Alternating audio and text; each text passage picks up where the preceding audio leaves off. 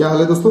आज हम class 10th का क्वेश्चन नंबर 7 सॉल्व करेंगे, जो कि प्रश्नावली 9.1 का क्वेश्चन नंबर 7 है, यानी कि ट्रिग्नोमेट्री।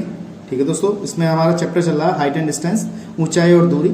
तो इसमें सबसे पहले इंपॉर्टेंट ये है कि आपको क्वेश्चन अच्छी तरीके से पढ़ना चाहिए, अच्छी तरीके से उसको पढ़ के उसका चित्र बना के लिखना तैयार कर लेना चाहिए। उसके बाद उस पर फोकस करना चाहिए, हमें क्या चीज ज्ञात करनी है। ठीक है दोस्तों, तो कैसे करेंगे देखिएगा जरा। तो सवाल में क्या कह रहा है, भूमि के एक बिंदु से, यानी कि भूमि यानी कि एक बिंदु यहाँ पर मान लिया हमने, ये कह रहा है इस बिंदु से 20 मीटर ऊंचा भवन, यानी कि अगर मैं देखूं यहाँ से इस बिंदु से लेकर इस बिंदु तक एक भवन बना दिया मैंने, 20 मीटर ऊंचा है ये वाला यहाँ तक। ठीक है, तो कह रहा है शिखर पर एक लगी एक संचार मीनार, इसके ऊपर एक मीनार लगी हुई है ये वाली, इस पर ऊपर एक क्या मान ली मैंने, मीनार मान ली, जिसकी ऊंचाई क्या है, ये h मान ली मैंने।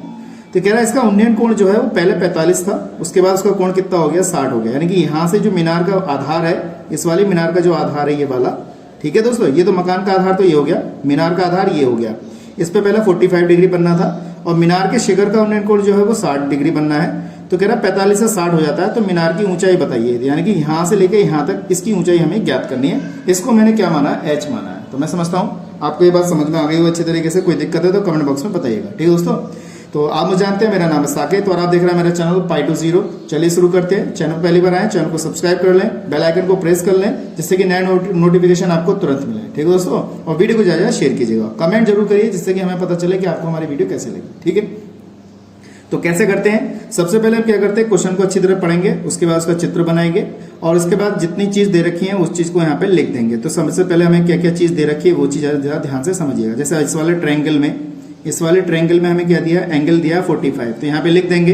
अगर हम इसको, जैसे हमने ये सी माना है, ये ए माना है, इसको लिख देंगे, तो यहाँ पे लिख देंगे ए, एंगल ए सी बी हमारे पास क्या 45 डिग्री दिया हुआ है।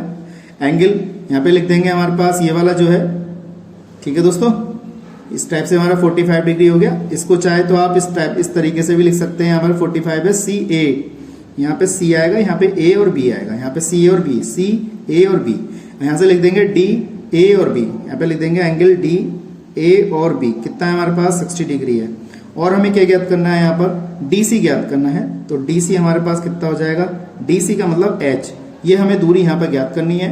बीसी का मान हमें 20 मीटर दिया है, तो 20 भुजा बीसी बराबर कितना लिख देंगे, बीसी बराबर हमारा कितना आ गया 20 मीटर, ये चीज दे रखा है। ये नहीं दे रखा था तो मैंने इसको x मान लिया, तो यहाँ पे ए बी को मैंने x मान लिया, क्योंकि ये चीज हमें दे नहीं रखी है। ठीक है दोस्तों, आप चाहे माने ना माने, लेकिन इसको ऐसे ही सॉल्व कर सकते हैं। ठीक, तो कैसे करते हैं देखिएगा जरा। तो सबसे पहले हम ये वाला ट्रायंगल पकड़ते हैं, त्रिभुज ए सी बी में।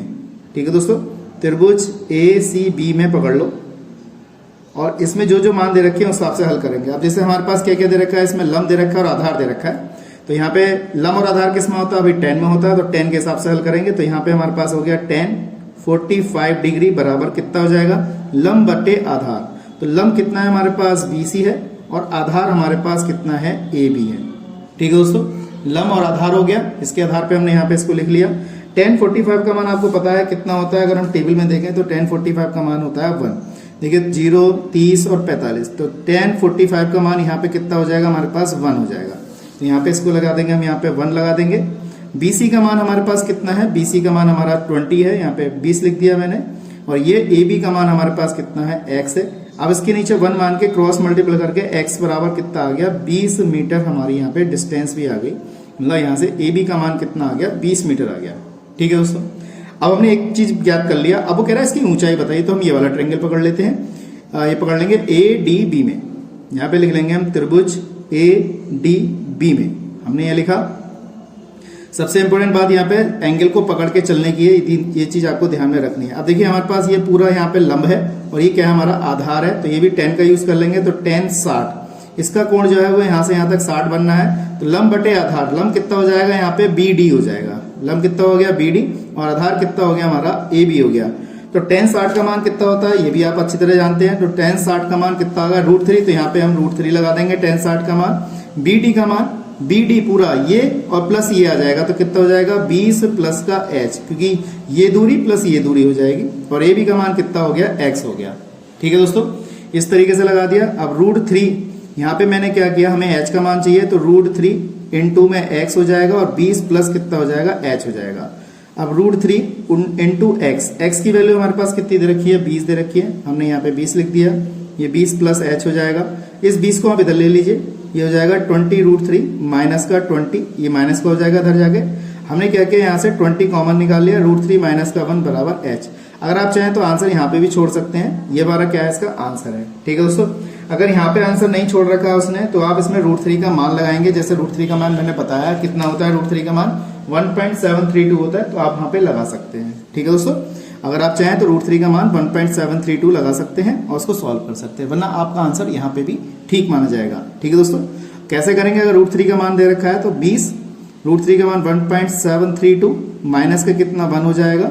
अब इसमें से ये घटा दो तो 20 इंटू यहाँ पे बचेगा 0.732 बराबर कितना एच हो जाएगा। इनकी सबकी मल्टीप्लाई कर लो और मल्टीप्लाई करके हमारा क्या आ जाएगा, आंसर हो जाएगा। ठीक है दोस्तों, बहुत ही आसान तरीके से मैंने किया। मैं समझता हूँ आपको अच्छी तरह समझ में आ गया होगा। कोई दिक्कत है तो कमेंट बॉक्स में बताइएगा। तो आज के लिए इतना ही, नेक्स्ट वीडियो में मिलेंगे ऐसे इंटरेस्टिंग क्वेश्चनों के साथ। ऐसे ही अगला क्वेश्चन लेके आएंगे, क्वेश्चन नंबर 8। तो जय हिंद, वंदे मातरम।